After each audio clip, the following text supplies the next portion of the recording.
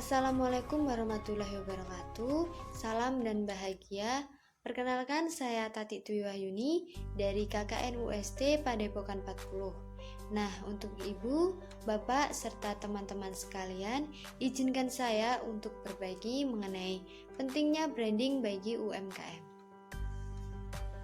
Sebelumnya, maksud tujuan saya membuat video mengenai pentingnya branding bagi UMKM ini yaitu untuk dapat mengajak para pembisnis UMKM agar dapat memulai melakukan branding terhadap produk yang dijualnya. Karena dalam bisnis peran branding menjadi hal penting karena agar produk yang dijual dapat dikenal oleh masyarakat luas. Baik, yang selanjutnya saya akan menjelaskan mengenai apa itu branding. Definisi branding secara etimologis, branding berasal dari kata brand yang berarti merek.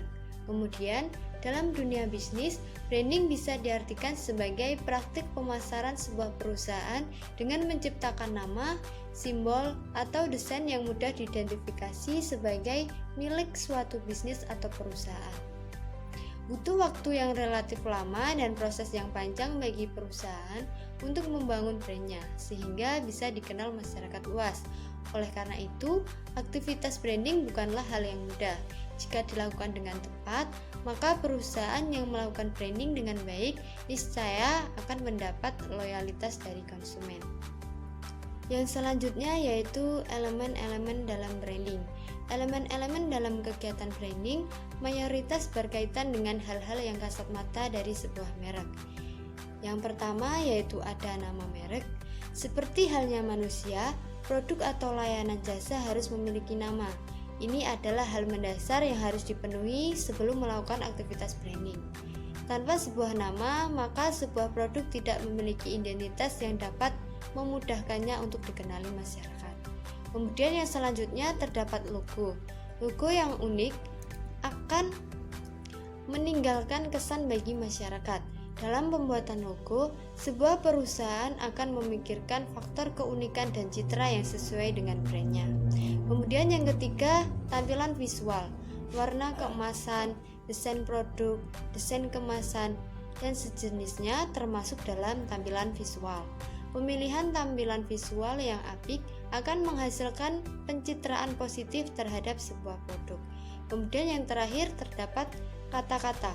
Peran seorang copywriter sangat dibutuhkan dalam hal ini karena terciptanya slogan atau tagline yang cerdas dari sebuah brand akan selalu meninggalkan kesan mendalam. Dalam proses pembuatan brand, copywriter biasanya akan memilih kata-kata citra positif dan mudah diingat.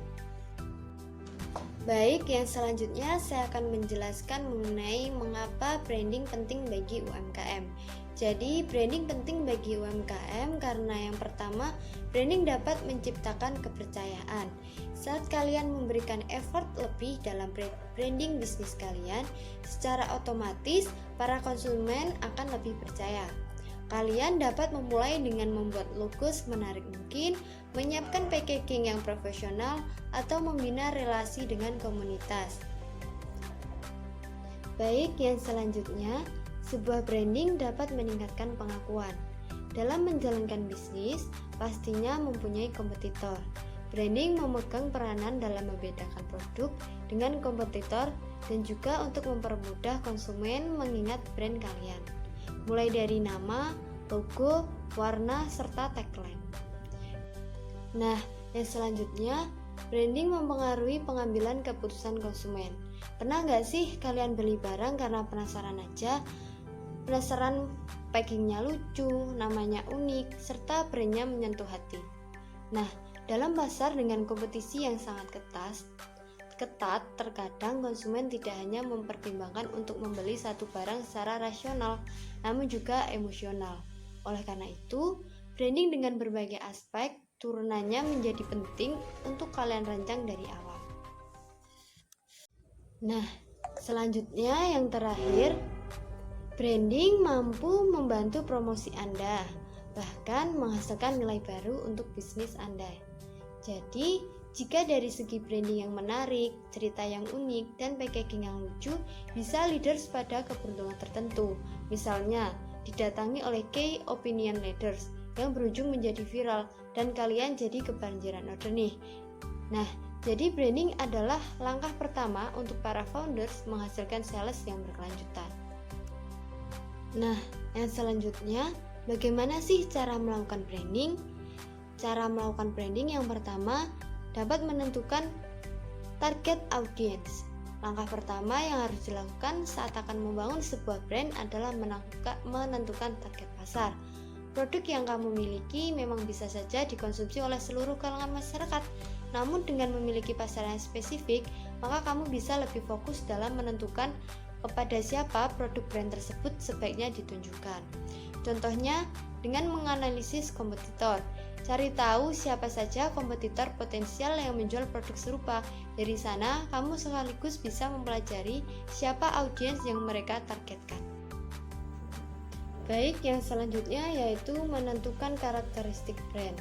Saat membangun sebuah merek, kamu perlu sangat fokus dan sangat spesifik dengan elemen-elemen pada brand yang kamu miliki. Prinsip 5W plus 1H harus menjadi kerangka berpikir dalam menentukan karakteristik brand. Contohnya, apa nilai value dari brand yang ingin diingat? Kemudian, kenapa brand ini bisa bermanfaat bagi masyarakat? Terus, bagaimana cara menyampaikan dan mengomunikasikan pesan dari brand? Dan seterusnya. Yang selanjutnya yaitu menentukan nama brand. Sebuah brand lebih dari sekedar nama, tapi pemilihan nama sebuah bisnis atau sebuah produk akan sangat berpengaruh. Nama brand merupakan salah satu komitmen penting yang harus sudah ditetapkan dari awal pembentukan. Nama dan filosofinya akan mempengaruhi proses pembuatan logo, penentuan dominan website, hingga pendaftaran merek dagang. Yang selanjutnya yaitu menentukan penampilan brand. Sama halnya dengan manusia, brand perlu didandani agar terlihat ciamik di mata masyarakat. Dandani brand kamu semaksimal mungkin, mulai dari pemilihan warna dasar produk hingga jenis huruf yang dipilih. Baik, yang selanjutnya yaitu membuat logo. Logo akan menjadi wajah sebuah brand. Karena itu, logo semaksimal mungkin bisa mengakomodasi nilai, visi, dan misi dari brand. Logo brand haruslah mudah diingat, unik, dan terukur. Kemudian yang selanjutnya, memanfaatkan media sosial. Tingkatkan jangkauan brand yang kamu miliki dengan secara konsisten berinteraksi dengan pelanggan. Tidak hanya secara luring, tapi juga secara daring, seperti memanfaatkan website dan media sosial. Media sosial adalah tempat di mana kamu bisa mengevolusi brand kamu. Pelajari kebiasaan dan hal-hal yang sedang tren di tengah pengguna media sosial untuk membangun antusiasme mereka terhadap brand kamu. Baik, kesimpulannya yaitu branding bisa diartikan sebagai praktik pemasaran sebuah perusahaan dengan menciptakan nama, simbol, atau desain yang mudah diidentifikasi sebagai milik suatu bisnis atau perusahaan. Yang dimana branding merupakan suatu peran yang penting dalam bisnis karena agar produk yang dijual dapat dikenal oleh masyarakat luas jika dilakukan dengan tepat. Maka perusahaan yang melakukan branding dengan baik niscaya akan mendapat loyalitas dari konsumen. Hal tersebut akan menguntungkan sebuah bisnis. Baik, sekian dari saya. Semoga yang saya sampaikan dapat bermanfaat. Tetaplah mematuhi protokol kesehatan dengan menjaga jarak, menggunakan masker, mencuci tangan, mengurangi mobilitas, serta menjauhi kerumunan. Saya akhiri. Wassalamualaikum warahmatullahi wabarakatuh. Salam.